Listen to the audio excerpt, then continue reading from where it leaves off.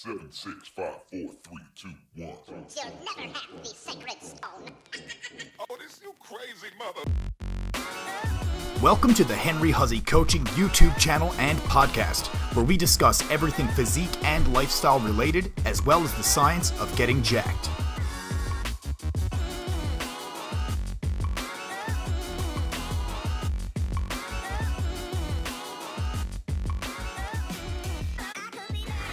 All right, ladies and gentlemen, welcome back to another episode of Chat with Coach. Today we are chatting with AJ Morris of Made by Morris. AJ himself is a natural athlete. He has a show coming up in about 1.5 weeks, if I'm not correct. That's correct. Fantastic. If anybody's been following the pictures I've been sharing recently on my coaching page as well as my Facebook page, you can see that AJ's pretty well dialed in. He's got some fantastic feathering going on, and he's gotten pretty stage lean. Everyone, AJ. So AJ, tell us a little about yourself, your background, etc., what you do. Hi guys, and Henry, thank you very much first of all for having me on. I really appreciate it. You've had some awesome guests so far, and I can only imagine that you'll continue to get some great people on board. So it's superb to be here, and again, thank you. So guys, for a bit of a intro into myself and what I'm about. So I'm quite a young guy. I'm 21 years old. So I've been in the coaching industry since 2015, so 2 years now. And I've done a combination of both one-to-one personal training and also online coaching. And now, so my business, like Henry said, Made by Morris, is now fully online. So I don't do any one-to-one anymore. I'm just fully online. And to be honest, my business is heading in the way that I've wanted it to since I started it. So funnily enough, like when I did start, my first ever client was a physique competitor. Which is kind of crazy and something that I wouldn't actually recommend anyone does to a certain extent, because it's very difficult. There's certainly things that I look back on and I probably did wrong, but for the most part, looking back, I was like, you did pretty well, you know. And the guy that I actually prepped did fairly well. He got to eventually got to actually the Worlds. He got to BMVF Worlds. That initial guy. So that's where my business started, and that's where I see it heading. Is mainly coaching physique athletes. It's what I love. I love everything about bodybuilding. I'm obsessed with it. I love the off season. I love pre-contest. I'm passionate about every single phase, and wanting to maximize whatever you do in those phases is like what I'm about. So that's me. That's my business. And in terms of my own competitive endeavors, so I first of all competed at 18 years old in 2014. And that was in a teenage category. I competed with the BMVF, which is the British Natural Bodybuilding Association, or Federation, sorry, in the UK. And I just competed in a qualifier. So we have qualifiers all across the UK. And then these lead into British finals. So I actually got a qualification in my first ever show. I came third. And they usually only invite the top two at qualifiers, but my physique deemed worthy of an invite, which was amazing. So I took that up and went to the finals and didn't place on that occasion, but nevertheless that was a superb experience. I came back in 2015. I did the same show, and my entire off season was like with this obsessive mindset of coming back and winning that show. And whilst we, it's difficult to do these things based on results and based on, I just want to win. I'm a very competitive guy, and I know that it matters a lot about who turns up and all these other things that you literally cannot control, like the objective opinion of seven judges or whatever. But I wanted to be like undeniable win. That's what I wanted to do, and I came back and I won it, and I won the same show that I came third at. I went to the British finals in that federation. I think I actually came sixth on the day, which was a placing, but it's can I swear on the podcast? Of course you can swear away. It was a shit placing. Basically, I hate medals. I've got like 3 or 4 here, from shows where you don't get like top 3, and I hate them. I want to throw them away. Like the as much as I still put in effort for the shows, like I said, like I'm a super competitive guy, both in business and physique. So like I always put everything into it, and when I don't quite get what the result that I think my effort deserved, it only frustrates me. I never blame anyone else. It only frustrates me. So that was that year, and I also took a few other regional titles that year with other federations, because I ended up doing 6 shows, which is crazy. It was a crazy year, and I had a client. Yeah, I had a client prepping alongside me. We both prepped for a very similar period of time, and we both ended up doing like really well at like most regional shows. And so yeah, it was just such a superb year. 2015 was awesome, and then took 2016 off. And then, as Henry said, I am now 1.5 weeks out from my first show of this year with some pretty nice improvements for a year of an off season. So I'm very excited to get back on stage, and like I said, you know, just chasing improvements. And I think my mindset's in certainly a better position now than it potentially has been in the past, and that's probably something we'll touch on in the podcast. But yeah, that's a short roundup, and I can blab on for ages. But listen, I don't mind listening. I don't mind listening at all. And you know what? Something that I picked out there that you just brought up, that I feel like I'm exactly the same way. You can never, people work super hard, and prep is never easy. If you get lean enough to do a prep, even like for any category, you got to work hard. And I find a lot of the times when people don't place what they think they should place, they find it very easy to point the finger and be like, it was the judges, or it was this person, or they did this, or they did that. But really, like, as you just mentioned, you don't blame anybody but yourself. You're like, this is you can't control who shows up. You can't control who's been, training for 6 years. They might have some more muscle maturity. You know what I mean? They might have got a little leaner, but, at the end of the day, it's an improvement game with yourself.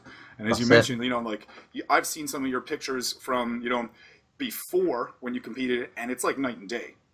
Thank you, know what I mean? man. In fact, for myself today, I was just getting up this morning, having breakfast with my girlfriend, and, on Facebook, you bring back like 3 years ago. Yeah. I went back 3 years ago to when I first started losing weight. When I came home, I was super overweight. I was like 205 pounds, and I looked like a bag of milk. So fast forward like 6 months down the road, I lost like 30 pounds. I was like first time I ever seen abs in my life. And then I looked at a picture I took yesterday, and it's like night and day. So, it's just that improvement over time that you got to keep banging on. You can't make these things overnight, like I've only been competing for 3 years. You've been competing for a couple of years yourself, but, you can't expect to be like huge in your first amount of time. And, no, exactly. Especially as a natural, it's a completely different ball game. And people think that, you can make these crazy gains over such short periods of time, and you can't, you can make significant progress, but this is why I think a lot of natural athletes, like at least the best ones, they're such hard workers, and they want to just tick every single box, because we have to. We have no other tools at our disposal apart from training and food, and consistency. 100%. And like one of the other athletes that I follow very, very closely, Jared Feather. I'm sure you've heard of Jared. I've read on a lot of posts, especially when Mike describes or talks about him, he tracks everything. He's like, his life is just like guided out, and he tracks everything, and he does it, and like he looks fantastic. But he's what I would consider like some of the peak of like natural bodybuilding for men. He looks fantastic, and a lot of people would even be like, no, he's not. But a lot of people know that he 100% is, and he's a fantastic athlete as well. Let's talk a little bit about your prep. Now, how long have you been currently dieting for? 28 weeks. 28 weeks.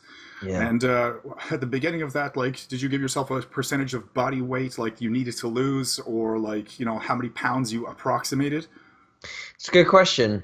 No, because I didn't have a clue. I really didn't have a clue what my stage weight was going to be, and I knew that I'd built significant tissue.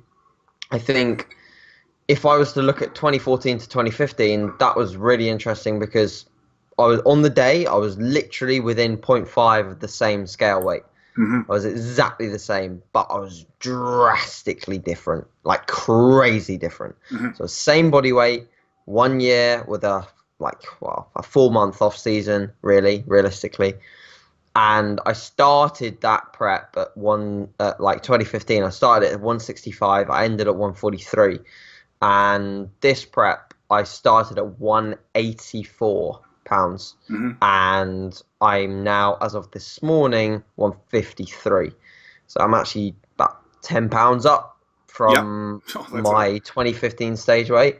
And obviously, as you can see by the pictures, I'm close. I'm not on the nails, but I'm actually, because the weird thing is, like, the development that I built over the course of the year, I actually look very close, if not at the conditioning that I was in 2015, purely based on muscularity. So because I'm more muscular, I therefore look more conditioned, regardless of the fact that some body parts aren't quite as peeled.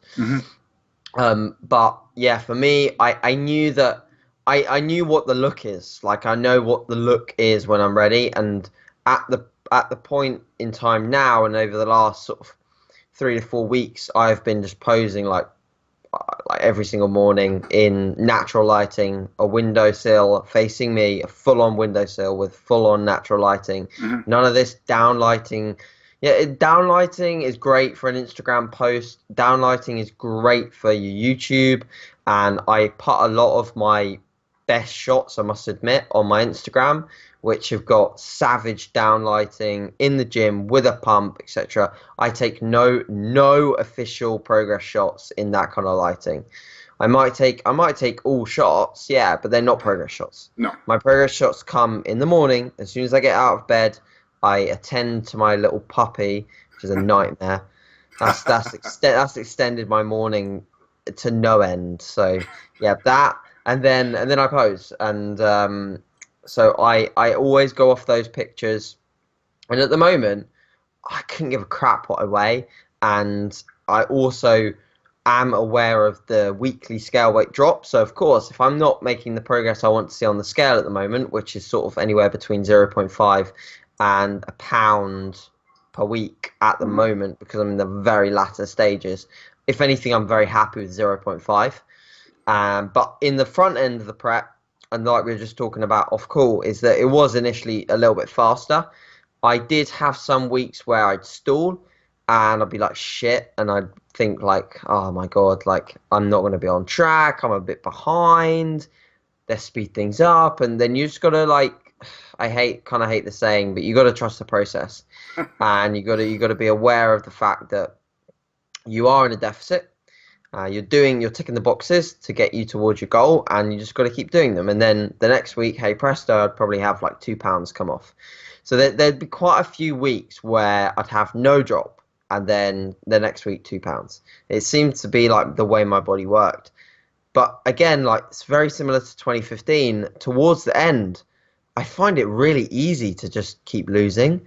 I'm like the opposite. I find it maybe a little bit difficult through the mid part to sort of find my groove.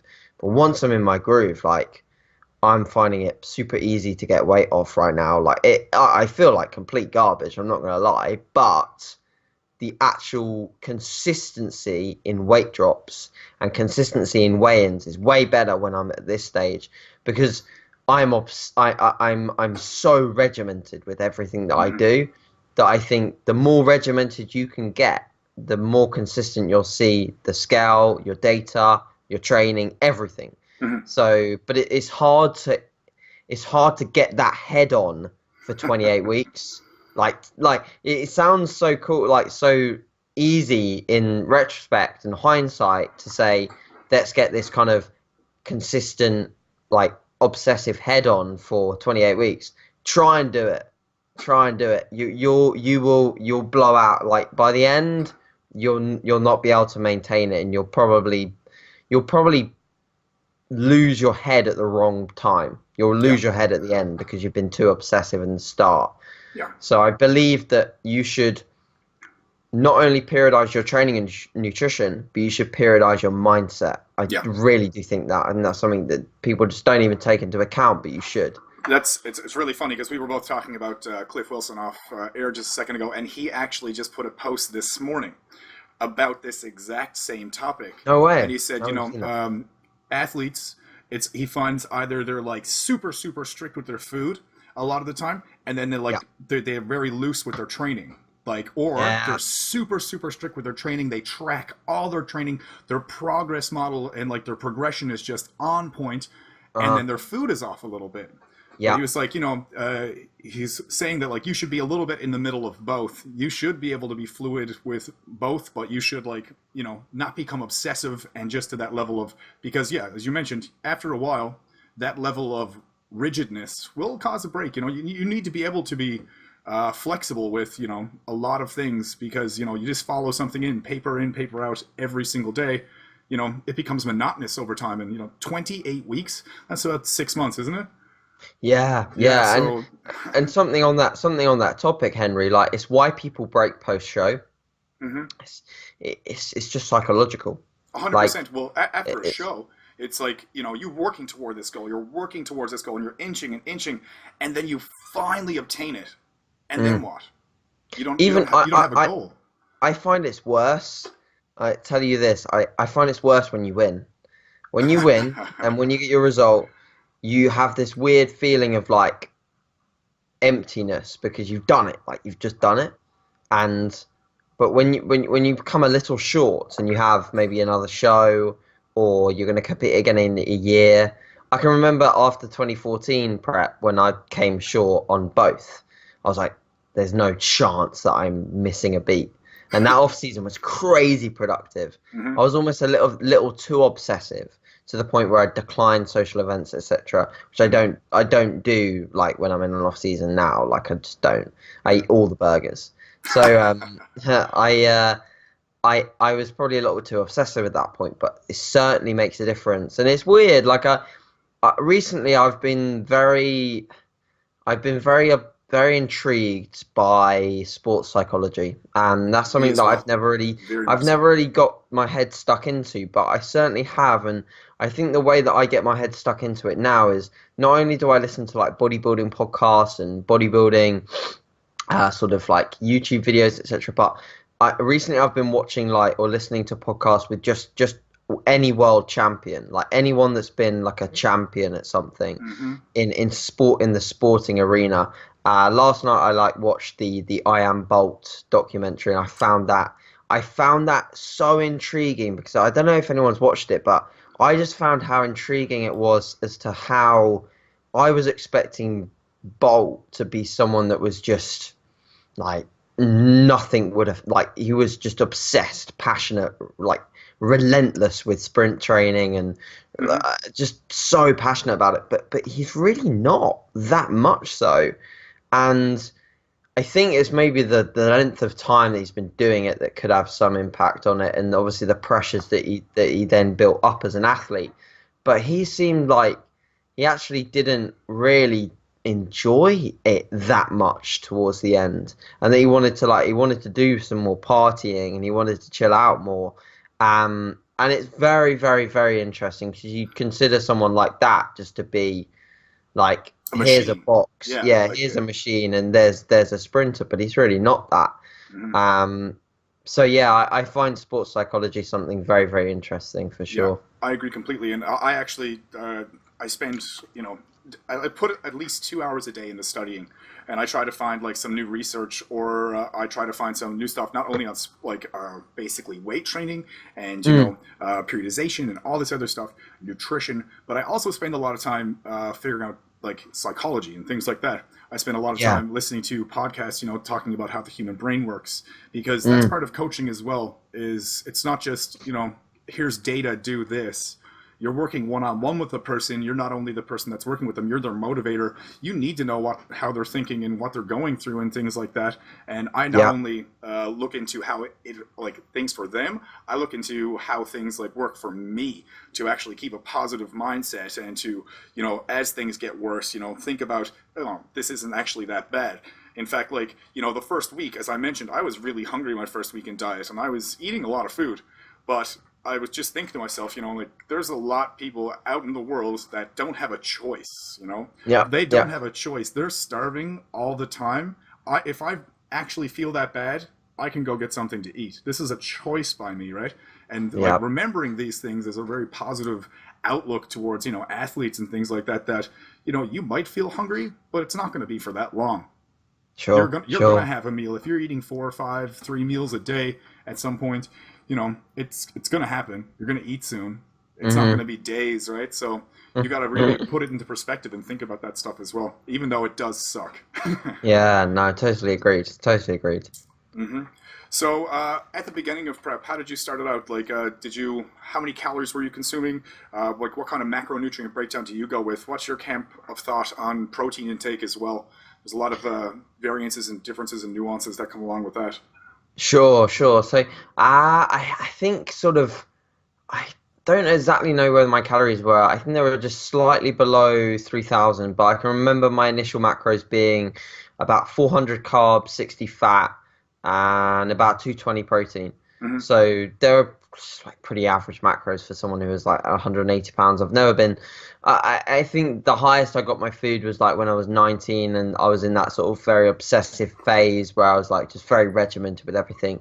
I didn't quite get my food that high in my past off season because I just had lack of consistency towards some aspects of it as well, hmm which probably affected my ability to sort of really rationalize where my calories were at because weekly averages would be a little bit skewed. But yeah, over the course of the prep, so coming down from like sort of around about that mark, I cruised really well on like about 2,500, 2,600 calories. hmm I'm a huge carb guy. If that's my kind of thing. Like I prefer high carb, as low fat as I can handle, and then protein set at least a gram per pound. I've gone as low as a gram per pound before in the dieting phase, so that would hmm be considered low in my opinion. But I tend to aim to keep it slightly higher. So for example, at the moment I am on 180 grams of protein. Yeah, 180. Yeah, definitely. Sorry, I just don't have a clue where my macros are at the moment. No problem. One, I'm like 153. So it's still decently high. So like I don't see that going much lower than 180, 170. Carbohydrates, again, they're preferential. Like I put them as high as I can, but they're not high at the moment. They're like around about 240, 230. And then fats are at like 40. So I'm like on about 2,000-ish calories at the moment. So Yeah. I'm certainly not on high calories, and I think this is a misconception. Like a lot of people think that bodybuilders at most points in their diet will be on decent calories because they're weight training. I weight train 6 times a week. I only do 4 cardio sessions at the moment. So I prefer to sort of like not be like doing crazy cardio just to keep food a little bit higher. I'd rather eat a little bit less and focus on my weight training. 100%. So the reason why my calories are sort of quite low at the moment is sort of around that 2,000 mark. One, predicated on the fact that I am like 150 pounds, so I'm not like a heavy guy. And two, predicated on the fact that I'm very, very, very, very close to my first show. So the last few weeks, I've gone from like about 2,200 to 2,000 over the space of like a 3 to 4 week period. This has essentially been like a push, hmm because I wanted to pull off some more weight, and to be honest, it's worked perfectly. I've dropped, over the course of like the last 4 weeks, I've probably dropped consistently about, well, over the course of that 4 weeks, I've dropped about 4 pounds, so about a pound at That's least per week. fantastic. That's So fantastic. it's been perfect, but it's been perfect because I've had to make changes pretty much every single week. So the changes have been like drop 10 carb, 5 fat, drop 10 carb, 5 fat, drop 10 carb, 5 fat. So the reason why I do that, I wouldn't ever do that with a client, and I didn't ever do that throughout my entire prep, is because I just needed to be a bit more relentless with hmm making sure that I had progress. and making sure that I was moving because I couldn't waste a week. No, Okay, so 100%. Yeah. this is why you give yourself like plenty of time because we said at the start, like I gave myself 28 weeks. Every single person that I ever told, apart from a few that are educated, when I told them I was doing 28 weeks, they were like, Crazy. too long, too long, you'll flatten out, you'll lose all your strength. And I was like, no, actually, you'll flatten out and you'll lose all your strength by doing a 12-week bro diet. 100%. Because you'll lose way more tissue than I will. I guarantee you. And they don't listen to that, but that's just one of my ranty, annoying things that I was just like, right, I'm just gonna sit here, I'm gonna prove you the hell wrong because I'm gonna be just as strong as I am when I started, at least on some movements. I guarantee you. And yeah, I am. Like on a lot of my movements, I've retained pretty much the majority of my strength. So Well, I've seen a video you putting up a couple of squats the other day, and they were looking pretty clean. You were looking pretty strong. So yeah, I mean the only biggest change comparative to my off season was the fact that I switched to high bars because I had basically like 2 weeks into my prep, I had a pretty bad adductor issue, which meant that I couldn't squat at all. And yeah, I was actually considering just like stopping and shutting it down because if I couldn't squat, I wasn't going to prep.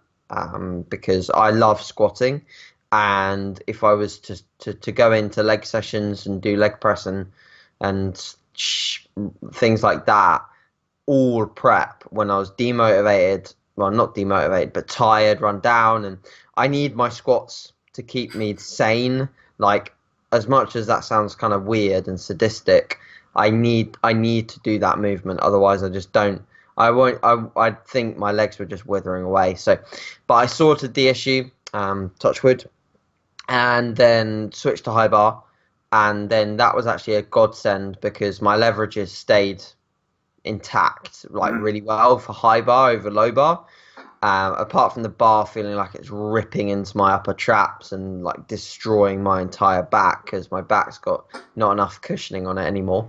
Apart from that, it feels really, really good. So that was something that was probably the biggest stumbling block. And then once I got past that, like the only lifts that really started to dwindle away were the pushing moves, namely vertical pushing, like your OHP and shoulder pressing moves that weren't supported. They just seemed to dwindle away, as did barbell bench press.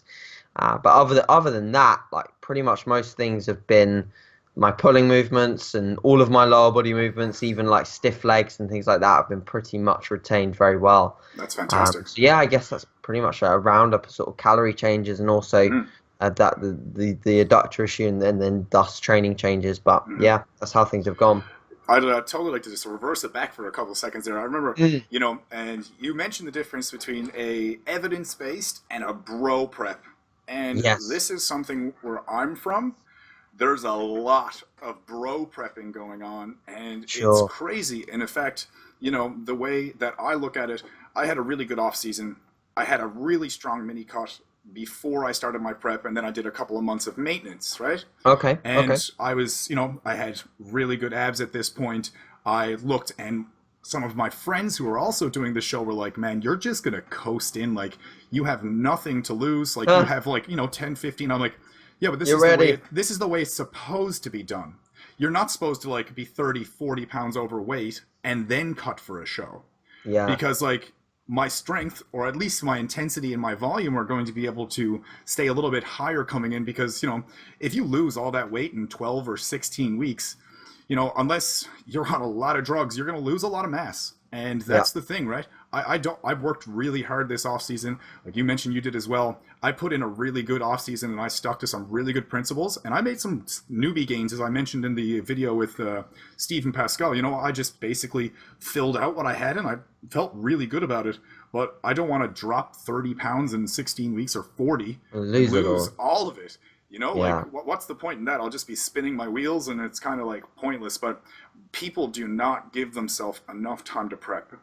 I see, like, where I'm from right now, Newfoundland, there are so many people, bikini girls, physique guys, bodybuilders, and they're all like, there's a bodybuilder I know, he's doing 12 weeks, and I'm like, man, you have like 25 pounds to lose. Like, you're going to give yourself 12 weeks, like, you're just going to eat chicken and like basically broccoli and burn yourself out, lose all that strength. And I was like, the prep process can be frustrating enough, but in order to, do it right, you need to be able to give yourself enough time. And that's what every evidence-based guy says.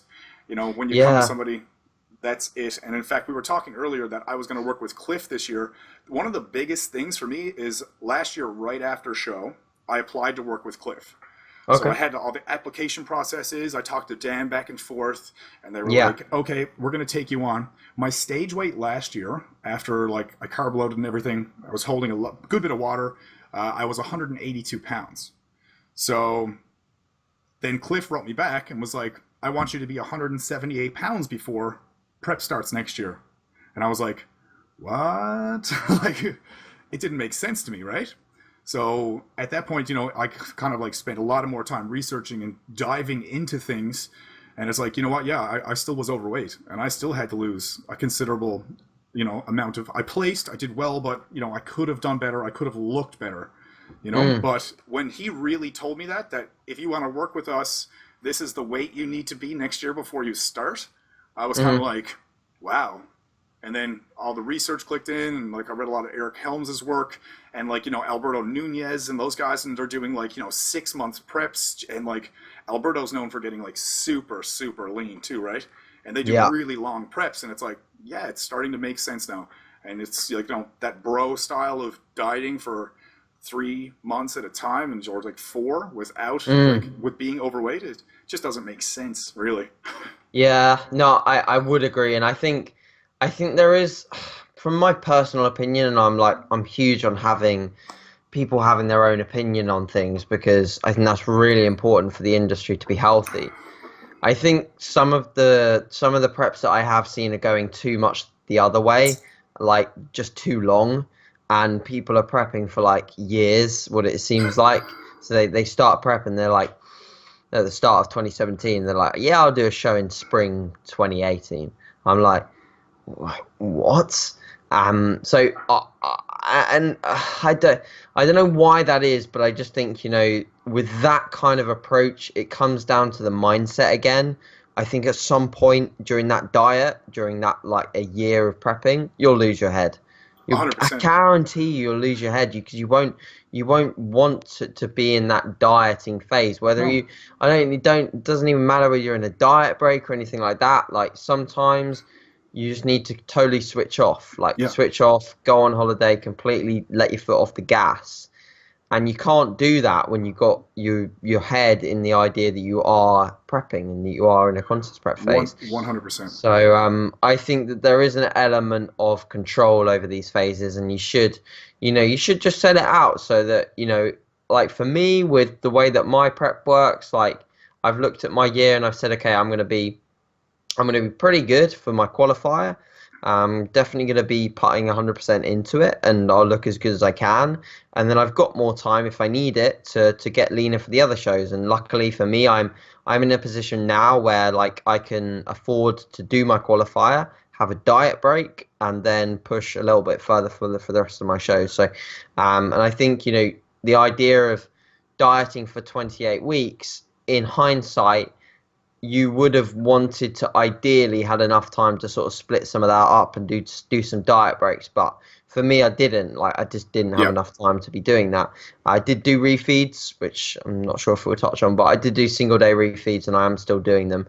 That's a topic that obviously it's quite heated at the moment as to whether they're beneficial or not. But for me, what I've gathered anecdotally, I will probably continue to use refeeds until they get absolutely buried in the trash can, because I don't care what the research says. Like, I know that I never will preach that refeeds do magical things, because they just don't. But anecdotally, they do something, and that something is positive, and that's 100%, all I care about. 100%. And I'm actually from the other side of the camp. I don't do refeeds myself. I don't but I have seen them do magical. I've seen them do things for athletes going into prep that they're like, they have one refeed a week per se, or one every 2 weeks, or whatever their basis. Or 2 high days or something. Yeah, like every couple of days or whatever they're on. But they're 3 days from that refeed and they're like, man, I can't wait to get a refeed in 3 days. And then like they have that, and that one day they have that refeed, it might not even be too many more calories. You know, you might give them an extra like, 50 grams of carbs spread like in a meal, or like they get to basically gorge themselves. But that day they are so happy. You know what I mean? Like it changes their mindset. And it lets them go a little bit further, and it like what I mean. Like the research saying like it doesn't do that much, but mentally, I think that's where the research can't go. Do you know what I mean? Like Yeah. for the head, like we talked on this in the last episode as well with Stephen Pascal. I don't refeed because it doesn't do anything for me. I can basically eat very low calories. I can eat bland food. I can just go, and it doesn't change my mindset. Now, I do have a diet break programmed in like 8 weeks out. Okay. I'm hoping to be able to be at that point, and 2 weeks out, basically, or almost 3, dependent on how lean I get. I'm aiming right now for 168 to 170 pounds. Okay. So my depletion last year, at the end of depletion, right before I carved up, I was 172. So with the extra mass I put on this year, plus losing an extra 5 pounds, I think I'll be in a good spot. So I aim to be there a couple weeks out, and then kind of increase my calories a little bit so I can fill out. But Sure. that's a big thing for me. But I really like refeeds. Don't do anything for me. Yeah. But for you, they do, and for other people, they do as well. But I think it's a psychology thing. I don't think it's a science-based something you can measure. They might be able to do like a study at some point basing like, people's feelings and what they think, and like, how it's controlling their mood going through a long dieting phase. But until that research is done, you said like they're going to basically bury it in the ground with data stating that, it doesn't really do that much for the actual body. Yeah, sure, absolutely. All right, so you mentioned that you trained 6 days a week. What's your type of training split? Do you work with? You're going into the end of dieting now. How's your volume looking? Things like how many sets per body part are you working per week? Are you still like going through a progression model to bring up your volume and your intensity and things like that going through?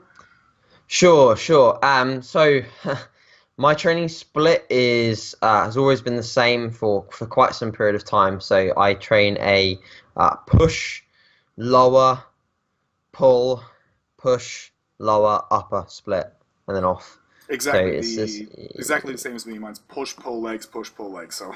Okay, yeah, pretty similar. Just the addition of an upper day there instead of one of the pushes and pulls. So, that tends to be how I work things. For most trainees, you'd look at probably my volume and my sessions and deem it as pretty high. My sessions tend to last. A push session might last an hour and 40, and I might do sort of, an average push session might be a compound shoulder move, a compound chest move, followed by a few isolations, and then sort of maybe a few more isolations on top of that. So probably a total of 4 exercises for the delts, maybe 3 or 4 exercises for the delts, and then three for the chest, and then sort of like 2 to 3 exercises for the triceps at the end. All things being sort of like 3 to 4 sets on most movements, 4 sets on things that are lower in reps, and like 3 sets on things that are higher in reps, like 8 to 12s versus 6 to 8s. I haven't done anything sort of like ever since about sort of 10 weeks ago. I've sort of shifted from doing any sort of 4 to 6 work. So everything that I do at the moment is 6 plus. Reason being is like the weight on the bar and the physiological demands of doing sets of 4, etc. When you're really lean is not so good. It's going to tap into your recovery capabilities quite drastically, and if anything, what we need to focus on is obviously maintaining intensity on the bar, but also maintaining that volume accrual. Yeah, so that's how I tend to situate things, and obviously with the volume that I'm doing, it's very individualized. So my main emphasis is, am I recovering by my next session? And what is my logbook feedback giving me? So I logbook every single session, pen and paper. I've always been like that. So I make sure that every single session I'm retaining numbers, or at least, when I can progress a little bit.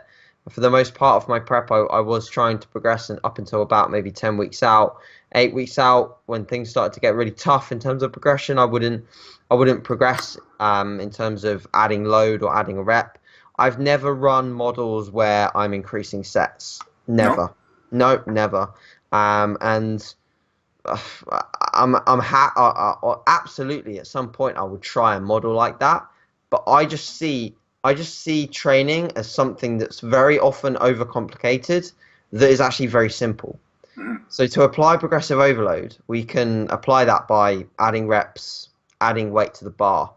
If we can do the most simple thing and still recover and still progress and make sure that we run and sew together week after week of doing that, you will grow. You 100%. you just will grow.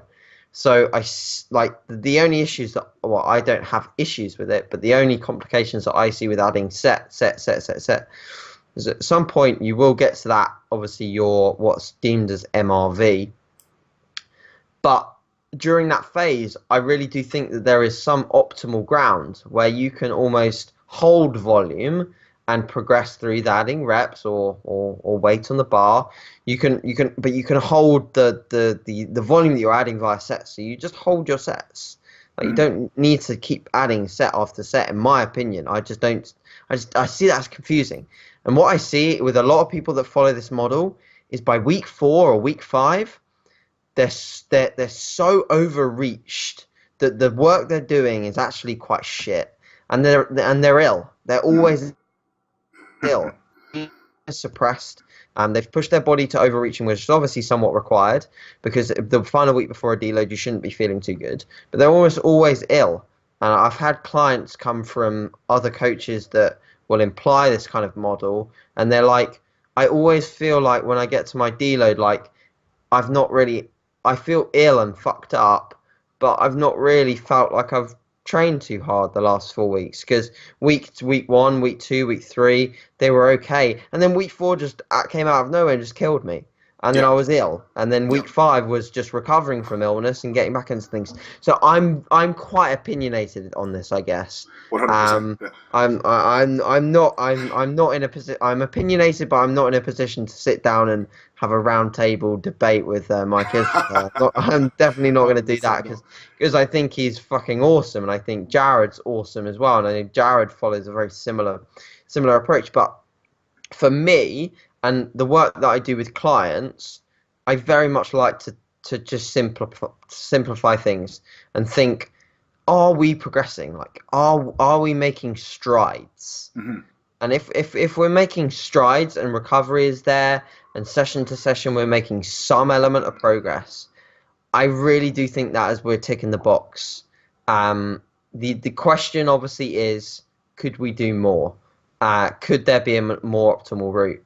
And that's the question that's obviously more frequently answered by Mike and the way that he does things. But as a concept, I do understand it to an extent, and I've listened to every single one of the podcasts that he does, and I've gone to his seminars, like, but as something that I put practically into my own training yet, I don't think that it's something that I would use in terms of the set accrual, the additional adding of sets week to week to week to week to week to overreach to then deload.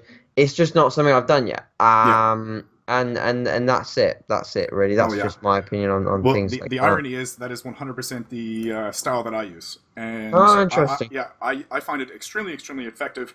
But here's the thing. When I first started using this MRV concept, when I started programming, it was very, very, very much very individualized.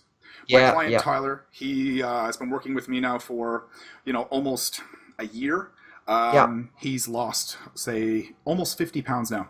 But, his MRV and my MRV are very different on different movements. His legs can handle like 4 to 6 more sets a week than mine can. My chest volume, I can nail, about 18 to 20 chest sets a week, and that's the beginning of my overload. And I'll end off on 25, but he won't be able to handle that same amount of volume and the frequency. So the thing about adding sets in, it has to be very individualistic, and with me starting with clients, I'll always start them at, okay, we're going to start here. We're going to start you at 12 sets per week. We're going to measure your volume, and we're going to see, I'm going to add in maybe 1, maybe 2 sets per week, depending on their frequency, and just see how they're like evolving over time. Because the first couple of weeks, I always find with new clients, they get very strong very quickly, especially if they're still that beginner phase. Their strength is just going to keep going up. But as soon as I see it starting to cap off like this, and then it's like, you know what I mean? You watch that curve. And then the next time you do them a mesocycle, you're going to start that curve a little bit higher and see if they still adapt at that same speed. But you can find out what someone's MRV per individual muscle group is. And I find it very, very effective to work within that range. Take 4 to 5 weeks, 4 to 5 weeks of progressive overload. End that 4th or 5th week with a lot of like really high intensity, like supersets or drop sets, giant sets, just smash them with a little bit of volume, overreach, and then like nail it. But you know what I mean? Like it's very individualistic per styles of coaching. As you say, like it doesn't really work for you. And I don't know, I get kind of obsessive over programming. It's one of my favorite things to do. And I find that, it's really interesting. But like, we could, like I said, we could sit here and have like a round table and discuss like the theories back and forth. But I just find that's what really works for me, and it works for my clients as well. But you know what I mean? Like you might be able to do the same thing with your clients and have just as much success. But it's a real question of what's the most optimal, really. Yep. But until you can actually exactly answer that, I think it's just actual overload is more optimal. There's many ways to get to the end result, which is here. There could be 10 different pathways you can go there, adding reps per week, adding intensity on the bar or weight, or, adding sets every week. You know what I mean? But one thing that I notice that with the sets per week program that clients find or have difficulty is, so I even have problems with this. So I started prep. I was doing my incline dumbbell presses, full stretch, range of motion. I had a good 95 pounds of each dumbbell, and I was just doing really good movements. And then I finished week 1, and I was like, man, next week I can totally do 100 pounds. It's going to happen. But then I'm like, I shouldn't do that, because if I do 100 and it causes me to fatigue too quickly, then you can't do the extra set. Yeah, exactly. Well, not only the extra set, but the week after that, you're kind of already starting to drop down before you meant to. Yeah, exactly. Yeah. So it's kind of a mental battle with that as well, because if you're adding intensity and adding sets, that's just asking for. Yeah, and you've got to argue which is more beneficial. 100%. Because obviously, load on the bar and intensity is something that we do need to take into account. 100%. So but like you said, it's an interesting argument that we could probably talk all day about. 100%. But the factor is, as long as you guys are having some element of accountability to your training and you're forcing an overload, then you'll make progress for sure. Mm-hmm. All right. So going into the last bit, you are going into your last week, peak week protocols. Let's just talk about that for a minute. How do you approach peak week? This being, a couple of shows deep now. Have you changed up anything that you've done in the previous? Are you a fan of the backload? Are you more of a front load type of person? What do you do with carbs, fats, etc., water? Sure. So the question you've got to ask yourself when coming into peak week is, are you ready to peak? Mm-hmm. And I think at this stage with my physique, I am not ready for a full peak week. I've had clients earlier in the year which I've actually run trial peak weeks with, because they've been so peeled that they're just ready, and I can just trial things and then we can go from there. So the one thing that I have been trialing is a rapid backload. So one of my clients did a show, a body power show at an expo, and we did a depletion, which basically wasn't a calorie deplete, it was a carbohydrate deplete. So we raised fats and we dropped carbohydrates down, and then one day out from the show, I think he had 975 carb, minimal fat, and sort of a gram per pound of protein, and that worked fucking awesomely. He looked incredible. He looked awesome, and the look achieved by doing that with the super compensation effect, it was wicked. So that worked really, really well, and that's something that I'll probably use on myself later into the year. But for now, I'm just taking data from my refeeds, and this is one of the biggest reasons why I like refeeds again, is because when you diet, and you're just flat pretty much the majority of the time, or at least you're just maintaining like just a static look. I found that when you go to carb up, the physique doesn't really respond the same as to when people have been doing refeeds throughout their prep.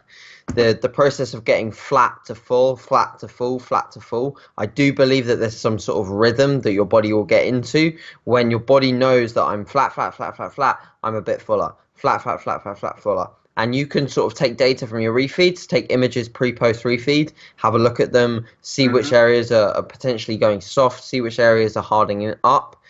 Every single time that I've done pictures pre-post refeed, like I always look spot on the money, like around about sort of the afternoon, the day after the refeed.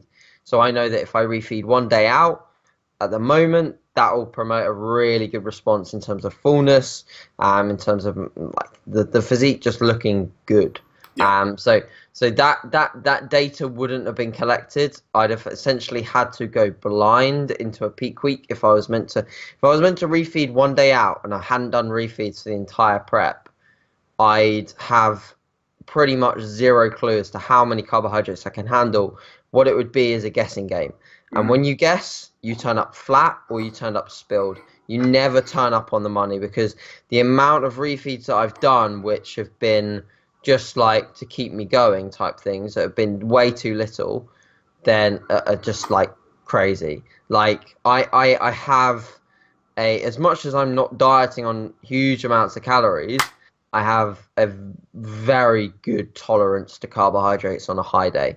In 2015, when I was weighing like 143, for one of my shows, I did 2 days at 1,000 grams of carbohydrates and gained a pound. Yeah, That's yeah, intense. and all the sodium, all the water, like I don't do anything with sodium water. I don't drop anything like that. But and I wasn't even depleted. I didn't force depletion. I didn't do low calorie days. I just sat on low days, which were back then were probably similar to what my calories are at right now. Then yeah, did two high days like that. But I'm not planning anything crazy like that. My refeeds at the moment have been auto-regulated at around about 700 to 800 grams of carbohydrates, still pretty high. I've been waking up normally about a pound heavier post those refeeds. And to be honest, Henry, I think most of that pound is food volume, because even though 100%. Yeah. even though and of course a bit of glycogen, of course. But even though you'd think, oh, but you're having lots of salad on your low days, and that's low volume, that's high volume. So surely there's a lot in your stomach there.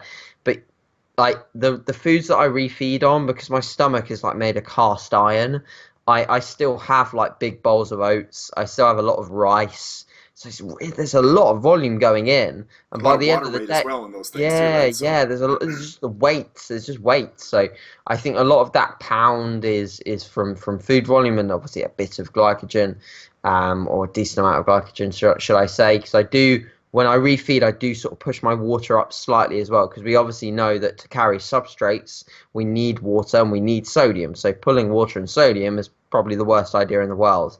I don't do anything with the other variable that Cliff plays around with, which is potassium. I don't tend to play around with that, purely because I don't really know what to do with it. I'm open and honest about everything, so I don't really know 100%. what to do with potassium. So, I could eat bananas all day and it could have an effect, but I don't really want to do that. So, the only sort of like things that carry substrate that I sort of monitor on my water and my sodium intake. So I make sure that my sodium is static. So my sodium will stay the same roughly. However, by fact of consuming more carbohydrates and more food, my sodium levels will probably just they'll increase. Yeah, normally.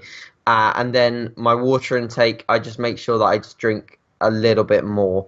Going into show day, so obviously that the loading day is very much carbohydrate based. Protein is pretty low, and fats are pretty low. They're around about the 40 gram mark. And then going into show day, what I actually do is one of my methods is like I I have sort of structured meals throughout the day. So like 6 hours out, 4 hours out, 2 hours out, etc. Those are primarily normally around about, they're all very similar. I don't tend to taper or anything like that because, again, like I just use easy to digest meals. I make sure that I'm eating at my windows. I'm not sort of shoveling in food or anything like that. But they tend to be around about 80 carb-ish, 70, 80 carb, 20 fat, and maybe just a little bit of protein that I don't Okay. really track, like maybe 10 to 20 grams. Reason why I put fats up is anecdotally I've found fats on show day almost promote a good hold on fullness. And that could be due to obviously the blunting of digestion. So slowed digestion of not only the carbohydrates that have already potentially started to assimilate from the day before, but also the carbohydrates that I'm having on the day itself. Combine that with the fact that I found anecdotally, again, that fats do somewhat promote some level of vascularity. If you've ever found whether you have like a high fat meal, like a burger or something like that, that maybe will be sodium related. But like if you have like dark chocolate or peanut butter or something, you'll find like, whoa, like I get really, really vascular. That's just anecdotal, but I'm sure that other people have seen it. I'm not sure. So that's my show day protocol. And then backstage, I sort of have like some sweets, and I also nail a gram of salt backstage as well with some water, like 500 ml water and some salt. And then that's pretty much it. But I am very structured with the way that I approach things. I don't just sort of say, "Oh, let's go to Chipotle or something like that on show day." Yeah. Pull a full on Matt Ogus. Right.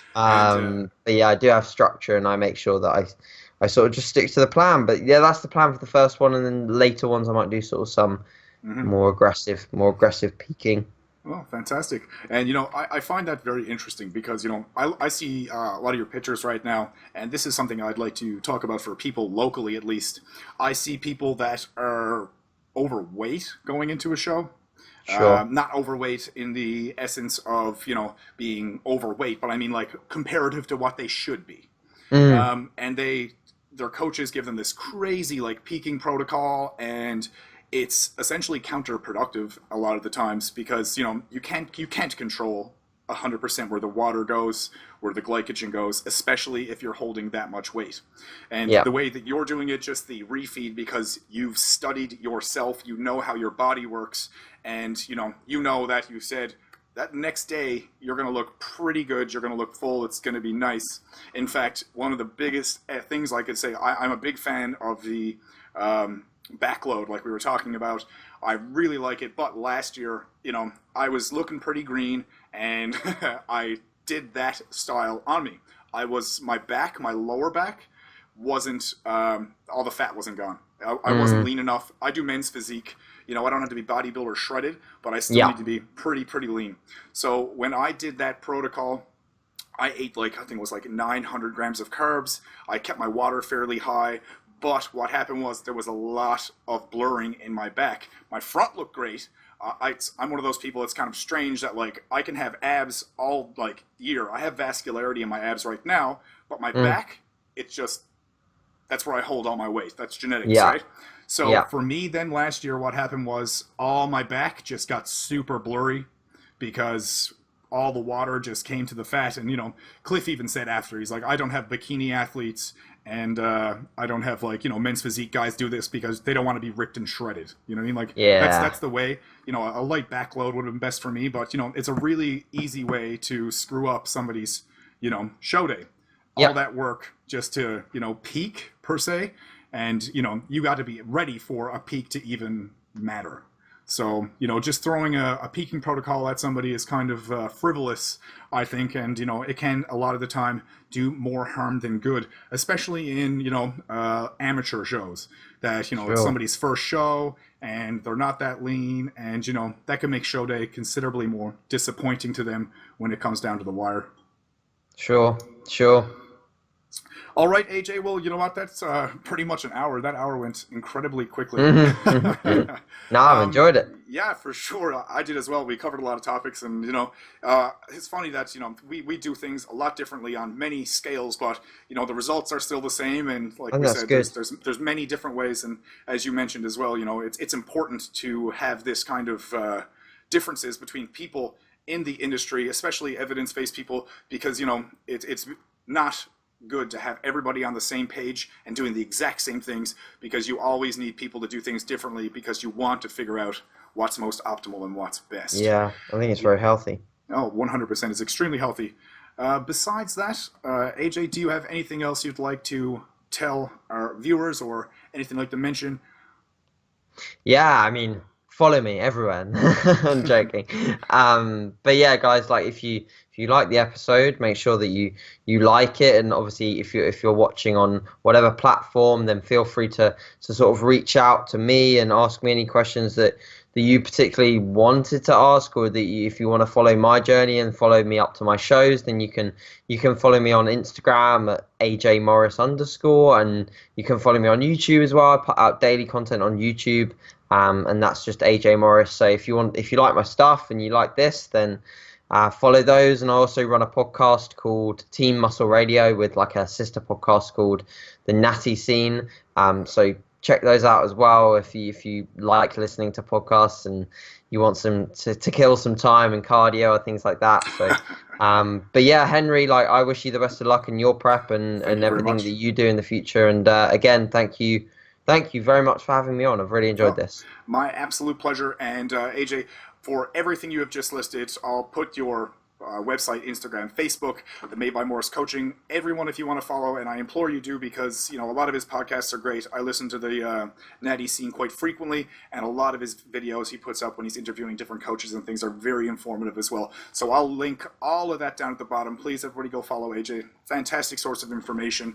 And I just want to say thank you one more time for coming on, taking your time out of your day to come and speak with us. Thank you very much. No worries. Thanks, guys, for listening. All right. Cheers.